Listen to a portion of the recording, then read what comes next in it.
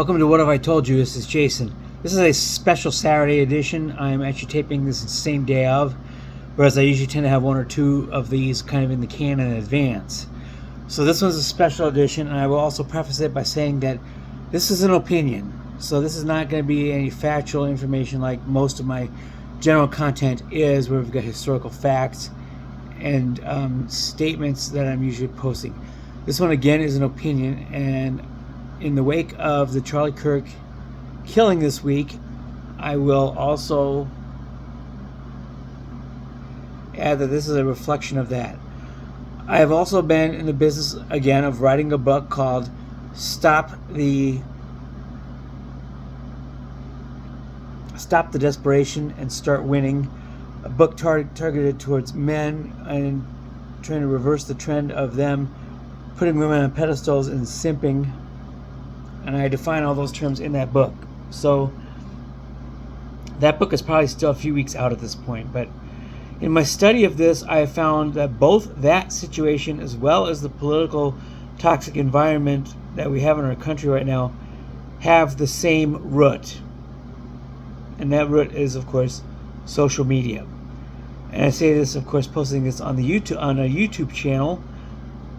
But I want to put YouTube in a different category than Facebook and Twitter X and Instagram and TikTok. My statement is this: we can solve the political crisis in this country with a full-on investigation of these social media giants. And here's what I'm trying to get at. I have a lot of anecdotal evidence, personal experience that leads me to believe that social media channels are entirely in the business of rage baiting and creating conflict. That is their entire business model. If they stopped doing that, they would go bankrupt tomorrow, or at least in a few days. The reason why we're at each other's throats is because of Facebook, Twitter X, TikTok, and Instagram. TikTok obviously can't be investigated because they're in the People's Republic of China. So that one is going to be a little bit difficult to reach. But the others are American companies. I would want a full-on investigation of these companies and their algorithms, which actually feed conflicting information contrary to what you believe in order to engender rage. So, for example, on Twitter X, I do come across as a fairly conservative individual. Most of the feed that comes into my X feed is from progressive or liberal politicians, because I've had plenty of harsh things to say in the past about a few of them in particular. Now, because I'm also a somewhat balanced individual, I'm not an extreme right conservative by any means. Sometimes this algorithmic practice kind of backfires on them. And so, for example, I got a post this morning from New York Governor Kathy Hochul, and she was talking about how this type of violence has no place in politics. I'm sure that the wizards at X were expecting me to have some kind of angry comment to Governor Hochul about how the left and the liberals are responsible for all of this, etc., etc. It backfired, though, because I didn't say that. My response was that, hey, let's investigate the social media giants. That's where your problem is. We're all being fed information via an algorithm by all of these giant content creators that they're intended to engender rage. And I said, I don't agree with you very often politically, but here's my kind suggestion. Let's start there. And I believe this is the reason why Americans are at each other's throats. And they are profiting billions of dollars. Mark Zuckerberg is a billionaire because of our rage and anger at each other.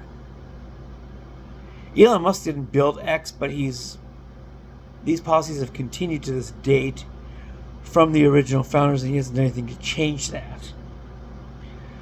So he is less guilty, but guilty nonetheless.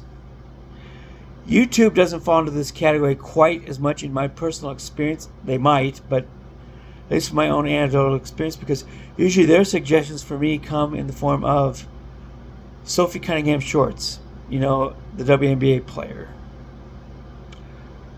who I think very highly of, given her willingness to defend her teammate Caitlin Clark, who in turn is honestly being physically abused by her own league and not protected. I get a lot of Caitlin suggestions too.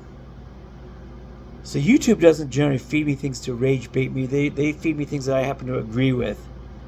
And I was also a regular watcher of Charlie Kirk Shorts. I still get those to this date because those I think are still residual at this point. We're not very far removed from his killing. So those videos are still coming up in my recommendations in Shorts. And so they're not doing this to try to bait me into an argument against Charlie Kirk. I tend to stay off of comments on those, but for whatever reason I got, I'm tagged into their algorithm for those, and I'm okay with that because I do like watching this back and forth on these college campuses that he did.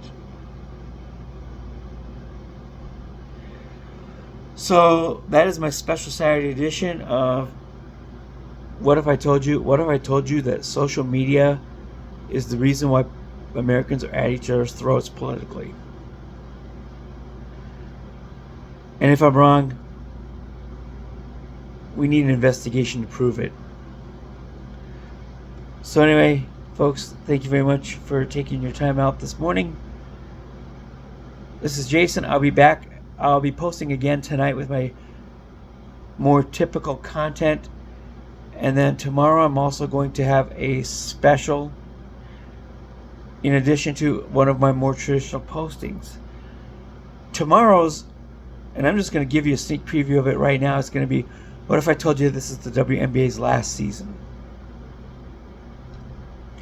I thoroughly believe it is, and we've had a lot of events that have happened that point this direction. I'll explain that in the special edition tomorrow. So anyway, folks, thanks for staying with me. Peace out, homies.